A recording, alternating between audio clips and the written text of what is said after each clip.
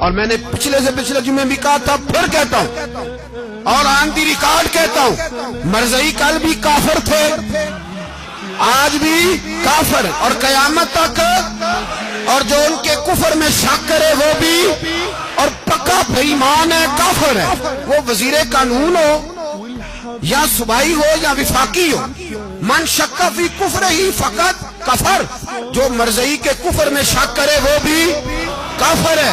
हमारे रसूल आखिरी रसूल है, हम किसी को ये इजाजत नहीं देंगे कि वो खत्म नबूवत में रखड़ा डालने की कोशिश करे।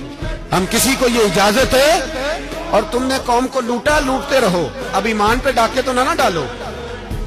तुम्हें दौलत लूट के पेट नहीं भरा, अब ईमान लूटना शुरू कर लिया। तुम्हारा फैक्ट्रियां लूटकर, कौमी खजाना लूटकर पेट नहीं भरा, बेईमानो अब दीन बेचकर अपनी हुकूमतें पक्की करोगे।